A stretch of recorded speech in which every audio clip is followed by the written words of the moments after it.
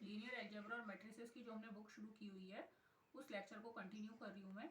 तो कल मैंने बेसिक कॉन्सेप्ट्स जो थे मैट्रिसेस के वो बताए थे आप लोगों को, और उसमें एडिशन ऑफ मैट्रिसेस और सब्ट्रैक्शन ऑफ मैट्रिसेस ये ऑपरेशंस हमने कवर कर लिए थे। और हमने देखा था कि जो हमारा set of all m by n matrices है वो मैट्रिक्स एडिशन के रेस्पेक्ट में एक एबिलियन ग्रुप फॉर्म करता है, ये भी मैंने आपको बताया था। तो उसके बाद जो मल्टीप्लिकेशन है मैट्रिसेस की, multiplication bye a scalar and multiplication of to matrices, ये ऑपरेशंस हम आज के लेक्चर में अपने कवर करेंगे और इनकी प्रॉपर्टीज़ को स्टडी करेंगे। ठीक है, तो सबसे पहले देखते हैं कि multiplication of A matrix bye a scalar.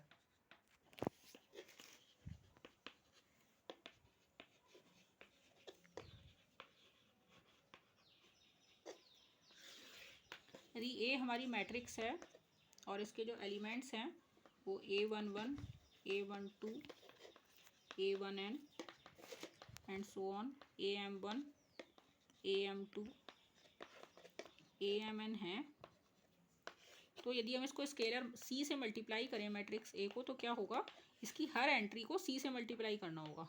CA11, CA12, CA1n and ऐसे ही नीचे क्या होगा, CAM1, CAM2 and so on, CAMn, m by n order की। यदि आप किसी मैट्रिक्स को किसी स्केलर से मल्टीप्लाई करेंगे तो इफेक्टिवली आप क्या करेंगे, आप उसके हर एलिमेंट को उस स्केलर से मल्टीप्लाई करेंगे, तो वो मैट्रिक्स मल्टीप्लिकेशन होगा एक स्केलर से। ठीक है, अब हमें देखना है दो मैट्रिसेस की यदि हमें मल्टीप्लाई, तो वो कैसे प्रोसीड होगा।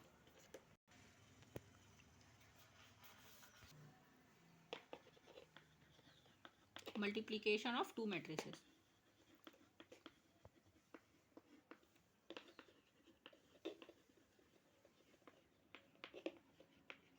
तो इसके लिए पहले कंपैटिबिलिटी भी होना चाहिए। जैसे एडिशन के लिए क्या था कंपैटिबिलिटी रूल, कि दोनों जो मैट्रिसेस का ऑर्डर है वो सेम होना चाहिए, तभी हम उनको ऐड या सब्ट्रैक्ट कर सकते हैं यदि दोनों मैट्रिसेस का ऑर्डर सेम हो। लेकिन मल्टीप्लिकेशन के लिए जब हम दो मैट्रिसेस की मल्टीप्लिकेशन करेंगे तो उसके लिए कंपैटिबिलिटी रूल क्या है कि यदि पहली वाली जो मैट्रिक्स है हमारी वो m बाई n ऑर्डर की है, तो दूसरी वाली जो मैट्रिक्स है वो n बाई p ऑर्डर की होनी चाहिए। मतलब number of columns in first matrix वो बराबर होना चाहिए number of rows in second matrix की। ये और ये कुछ भी हो सकते हैं, रैंडम हो सकते हैं, लेकिन number of columns in first matrix must be equal to number of rows in second matrix, then A is compatible to be multiplied with B from the right. मतलब ए आपका लेफ्ट में रहेगा और B आपका right में रहेगा। तो multiplication के इस कंपैटिबिलिटी से ही आप समझ गए होंगे कि यदि आप ए बी यदि परफॉर्म कर पा रहे हो एक्शन, तो ज़रूरी नहीं है कि बी ए भी परफॉर्म हो पाए, और परफॉर्म हो भी जाए तो ज़रूरी नहीं है कि वो दोनों इक्वल्स हों। ये बात आपको इसके कंपैटिबिलिटी से ही समझ में आ गई होगी कि थोड़ा सा टिपिकल है कि यहाँ नंबर ऑफ कॉलम्स और यहाँ नंबर ऑफ रोज बराबर होनी चाहिए, तो आप दो मैट्रिसेस ए और बी की गुणा कर सकते हो, और उस ए बी मैट्रिक्स का जो ऑर्डर आएगा वो आएगा m बाई p। इसके नंबर ऑफ रोज बचेंगे और इसके नंबर ऑफ कॉलम्स बचेंगे, और ये मतलब एब्जॉर्ब हो जाएगा। और मल्टीप्लाई कैसे करेंगे, मल्टीप्लाई के लिए हम पहले एक थोड़ा छोटा एग्जाम्पल ले लेते हैं। जैसे ए हम ले लेते हैं 2/3 ऑर्डर की, और बी हम ले लेते हैं 3/4 ऑर्डर का से, और ए को हम बना लिया हमने A11, A12, A13, A21, A22, A23। और बी क्या हो जाएगी, B11, B12, B13, B14, B21,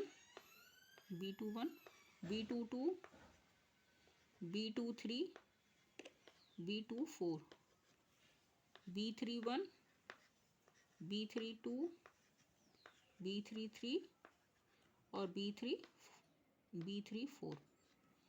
इनको हम बताती हूँ, इसके ऊपर मैं आपको बताती हूँ कि मल्टीप्लिकेशन हम कैसे करते हैं।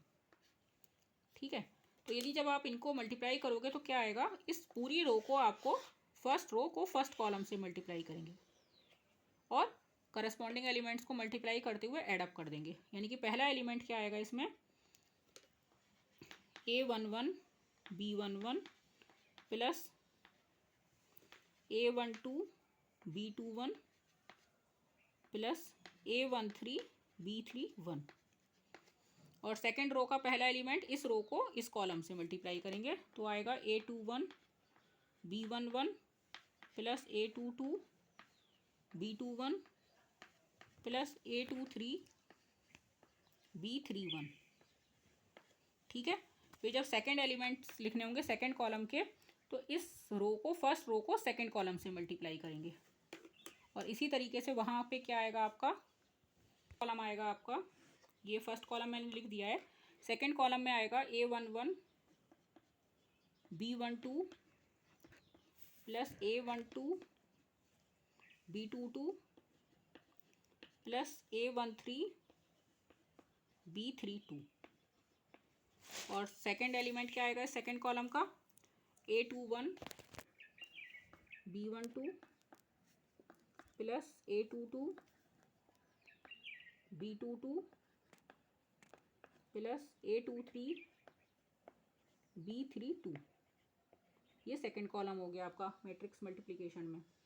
और थर्ड कॉलम इसी तरीके से आप आगे प्रोसीड करेंगे और फर्स्ट रो को ए के फर्स्ट रो को बी के थर्ड कॉलम से मल्टीप्लाई करेंगे तो आपको यहाँ थर्ड कॉलम मिलेगा, और सेकेंड रो को थर्ड कॉलम से करेंगे फिर, और इसी तरीके से जब आप फर्स्ट रो को फोर्थ कॉलम से करेंगे तो वहाँ पे आपको यहाँ पे 1/4 एलिमेंट मिलेगा, और सेकेंड कॉलम को सेकेंड रो को फोर्थ कॉलम से करेंगे तो सेकेंड जो फोर्थ कॉलम है हमारा उसका सेकेंड रो की एंट्री आपको मिल जाएगी, और वो इनकी शक्ल जो है वो इस तरीके से होगी।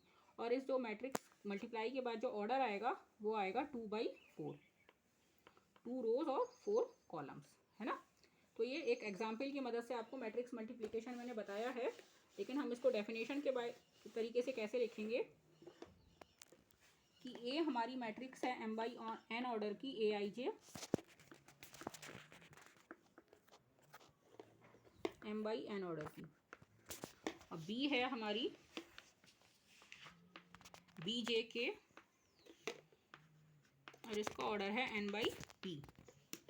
तो जो हमारा इसका मैट्रिक्स मल्टीप्लिकेशन होगा C = AB, वो उसके जो एलिमेंट होगा एक जनरल एलिमेंट वो होगा Aij Bjk summation over j की वैल्यू 1 से n तक, और ये आपको कौन सा एलिमेंट देगा, AB का ikth एलिमेंट Cik आपको ये मिलेगा, और जो मैट्रिक्स C होगी वो Ci के एलिमेंट्स का कलेक्शन होगी, जहाँ I वेरी करेगा 1 से लेके m तक और K वेरी करेगा 1 से लेके p तक। ठीक है, तो ये आप मैट्रिक्स मल्टीप्लिकेशन इस तरीके से आप डिफाइन करेंगे कि A मैट्रिक्स है m/n ऑर्डर की, B मैट्रिक्स है n/p ऑर्डर की, यहाँ नंबर ऑफ कॉलम्स और यहाँ नंबर ऑफ रोज बराबर हैं, तो जो मल्टीप्लिकेशन का ikth एलिमेंट है वो A की ith रो को B के kth कॉलम से मल्टीप्लाई करके आपको मिलेगा। A की ith रो को B के kth कॉलम से जब आप मल्टीप्लाई करेंगे तो यहाँ आपको कौन सा एलिमेंट मिलेगा, ikth एलिमेंट, और समेशन रहेगा पूरे j from 1 to n, Aij Bjk summation from 1 to n। ठीक है, इस तरीके से आप मल्टीप्लाई करेंगे। अभी हम एक न्यूमेरिकल एग्जाम्पल्स की मदद से मैट्रिक्स मल्टीप्लिकेशन देख लेंगे, लेकिन पहले इनकी थोड़ी प्रॉपर्टीज़ को स्टडी कर लें, फिर हम न्यूमेरिकल एग्जाम्पल्स पे आएंगे। Of matrix multiplication bye a scalar, पहले उसकी प्रॉपर्टीज देख लेते हैं जो हमने स्केलर से मल्टीप्लाई किया था।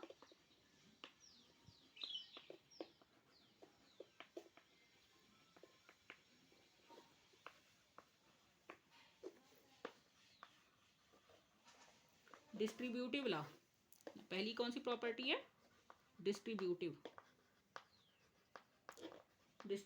Law of scalar multiplication over matrix addition.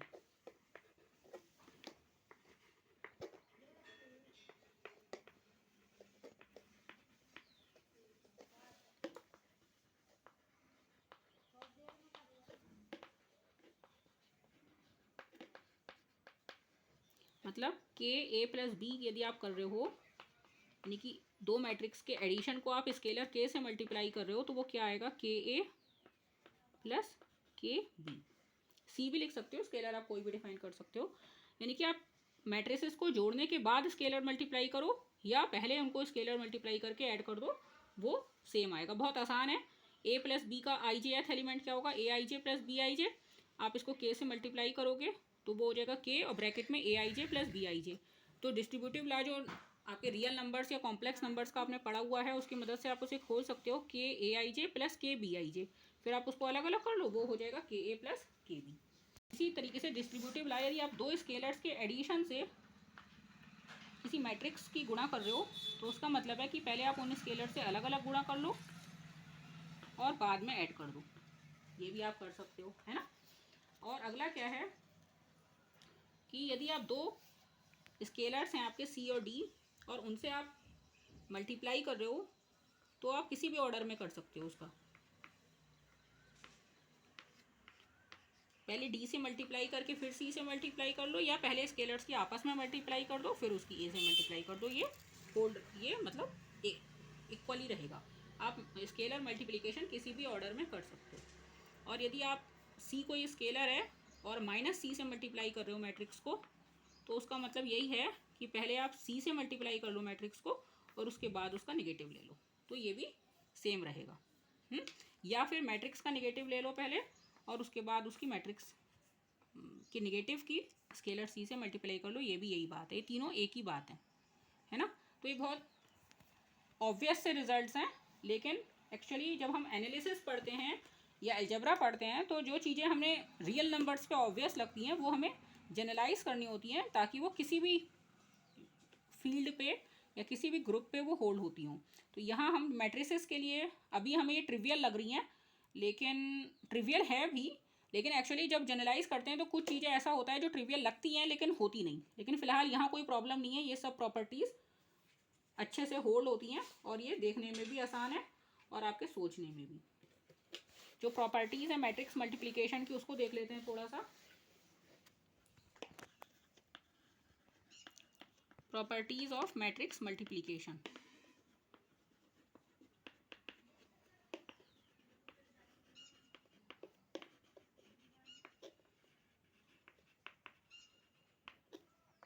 Number 1 है एसोसिएटिव।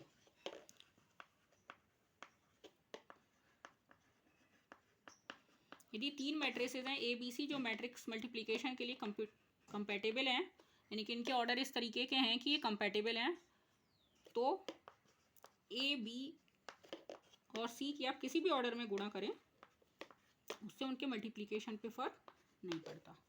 यहाँ किस तरीके की होंगी, ये होंगी a m by n order की, यदि तो बी होगा एन बाई पी का और सी होगा पी बाई कुछ और जे मान लो, पी बाई के मान लेते हैं, है ना। क्योंकि यहाँ नंबर ऑफ कॉलम्स इसके नंबर ऑफ रोज के बराबर होंगे और इसके नंबर ऑफ कॉलम्स इसके नंबर ऑफ रोज के बराबर होंगे, तभी ये मल्टीप्लिकेशंस होल्ड हो पाएंगे। दूसरी प्रॉपर्टीज है डिस्ट्रीब्यूटिव। मैट्रिक्स जो है वो कंपैटिबल हैं, जो भी उन पे ऑपरेशन लगाया जा रहा है उनके लिए उनके ऑर्डर्स। तो ए बी प्लस सी जो होता है वो ए बी प्लस ए सी के इक्वल होता है। यहाँ ए का ऑर्डर मान लो एम बाई एन होगा और बी और सी के ऑर्डर क्या होंगे फिर एन बाई पी टाइप के, क्योंकि बी और सी एडिशन के लिए कंपैटिबल हैं तो इनके ऑर्डर सेम होंगे। और फिर ये ए के साथ मल्टीप्लिकेशन के लिए कंपैटिबल है तो यहाँ नंबर ऑफ कॉलम्स और यहाँ नंबर ऑफ रोज बराबर होनी पड़ेंगी, है ना। एक चीज़ आपने पढ़ी होगी 12th क्लास में भी पढ़ी होगी, determinant of A square matrix.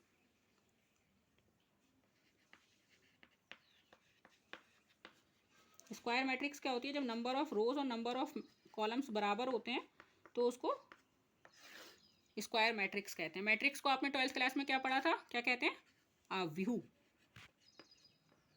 यदि आपने हिंदी से पढ़ा है तो। और डिटर्मिनेंट को क्या कहते हैं, सारणिक, है ना। तो मैं इसलिए बता रही हूँ कि थोड़ा आपको शायद याद ना आ रहा हो। तो मैट्रिक्स होता है आव्यूह और डिटर्मिनेंट होता है सारणिक। तो आपको एक स्क्वायर मैट्रिक्स का determinant A11 A12 A13 A21 A22 A23 A31 A32 A33। यदि हमने मतलब आपको समझाने के लिए मैंने अभी एक छोटी मैट्रिक्स ली हुई है, वैसे आप जनरल किसी भी मैट्रिक्स का डिटरमिनेंट निकाल सकते हो। तो डिटर्मिनेंट क्या होता है, इस सिंबल से डिनोट करते हैं इसको, A11, A12, A13, A21, A22, A23, A31, A32, A33। और किस तरीके से उसको एक्सपेंड करते हैं, A11 फर्स्ट रो या फर्स्ट कॉलम किसी के रेस्पेक्ट में भी आप एक्सपेंड कर सकते हो, तो मैं जो है वो फर्स्ट रो के रेस्पेक्ट में एक्सपेंड कर रही हूँ। A11 फिर ये क्रॉस मल्टीप्लिकेशन A22 A23, मतलब इसका सारण एक होगा एक्चुअली। डेफिनेशन के हिसाब से इस तरीके से चलेंगे हम, यदि हम बाय डेफिनेशन चलें। मैं इसको डायरेक्ट खोल रही थी, लेकिन चलिए मैं ऐसे लिख देती हूँ एक बार। और यहाँ क्या आता है, -1 की पावर I + j, तो 1 + 1 2 हो जाता है। फिर प्लस -1 की पावर 1 + 2 यानी कि 3, वो माइनस में आएगा। और ये रो और ये कॉलम छपा देंगे आप, तो यहाँ आएगा A21, A31, A23, A33 plus -1 की पावर I + j यानी कि 1 + 3 4, इसको और इसको छपा दोगे आप, तो आएगा A21, A22, A31, A32, है ना। अब ये 2x2 ऑर्डर के डिटर्मिनेंट्स बन गए। ये तो आपको आते ही हैं, बहुत आसान होता है 2x2 ऑर्डर का खोलना। तो पहले इन दोनों की मल्टीप्लाई करो, फिर माइनस इन दोनों की मल्टीप्लाई करो। ये पहला हो जाएगा हमारा A11, ये प्लस हो गया -1², और ये हो गया A22, A33 माइनस A23, यहाँ A11 A12 आएगा, और यहाँ A13 लिखना रह गया मेरा। फिर यहाँ A12 और ब्रैकेट में आएगा A21, A33 minus A23, A31 plus A13 bracket में आएगा A21, A32 minus A23, A31, है ना। इसी तरीके से इससे बड़े ऑर्डर का होगा मैट्रिक्स आपका 4x4 का या हायर ऑर्डर्स का, तो पहले उसको 3x3 में रिड्यूस करेंगे, फिर 2x2 में, और फिर उसको ओपन कर देंगे, है ना। सिंगुलर मैट्रिक्स क्या होती है, मैं बस डेफिनेशन आज आपको बता दे रही हूँ, और एक्सरसाइज है हम कल से शुरू करेंगे। सिंगुलर मैट्रिक्स क्या होती है, एक ऐसी स्क्वायर मैट्रिक्स जिसका डिटर्मिनेंट 0 होता है, उसको बोलते हैं सिंगुलर मैट्रिक्स। और नॉन सिंगुलर किसे बोलते हैं, जिसका डिटर्मिनेंट नॉन जीरो होता है, उसे बोलते हैं नॉन सिंगुलर मैट्रिक्स, है ना। और फिर इन्वर्स ऑफ ए मैट्रिक्स आएगा। तो इन्वर्स ऑफ ए मैट्रिक्स क्या होता है कि नॉन सिंगुलर मैट्रिक्स का ही इन्वर्स एग्जिस्ट करता है। जो इन्वर्स जो है वो सिंगुलर मैट्रिसेस का एग्जिस्ट नहीं करता, नॉन सिंगुलर मैट्रिसेस का इन्वर्स एग्जिस्ट करता है। और वो इस तरीके का होता है कि आप उस ए इन्वर्स की ए से मल्टीप्लाई करेंगे तो आपको आइडेंटिटी मैट्रिक्स मिलेगी। तो इन्वर्स कैसे निकालते हैं, ये भी एक थोड़ा देर का डिस्कशन है, तो ये हम नेक्स्ट लेक्चर में कवर अप करेंगे अपने। तो ए यदि हमारी स्क्वायर मैट्रिक्स है एन ऑर्डर की, तो ए इन्वर्स भी स्क्वायर मैट्रिक्स होगी ऑर्डर एन की, और वो इस तरीके से होगी कि आप उसको लेफ्ट मल्टीप्लाई करें या राइट मल्टीप्लाई करें, आपको उसी सेम ऑर्डर की आइडेंटिटी मैट्रिक्स मिलेगी। जैसे ए यदि एन ऑर्डर किया हो, तो ए इन्वर्स भी ऑर्डर एन का रहेगा, तो ए इन्वर्स ए भी एन ऑर्डर की आइडेंटिटी आएगी, और ए इन्वर्स भी एन ऑर्डर की आइडेंटिटी मैट्रिक्स आएगी, ठीक है। फिर ट्रांसपोज वगैरह भी मुझे बताने पड़ेंगे, डेफिनेशन सभी हैं थोड़ा सा, तो आज के लेक्चर में तो कवर नहीं हो पाएंगी, तो हम इसको नेक्स्ट लेक्चर के लिए छोड़ देते हैं। और आज मैंने आपको मैट्रिक्स मल्टीप्लिकेशन और उसकी प्रॉपर्टीज़ के बारे में बताया। इन्वर्स के बारे में हम नेक्स्ट लेक्चर में फिर कवर करेंगे, और उसके बाद हम इसकी न्यूमेरिकल प्रॉब्लम्स पे आएंगे, ठीक है। आई होप कि आपको कुछ इसमें ऐसा नहीं होगा जो आपको नहीं समझ आया होगा, लेकिन यदि कुछ ऐसा है तो आप मुझसे पर्सनली कॉन्टैक्ट कर सकते हैं मेरे व्हाट्सएप नंबर पर। Thank you very much.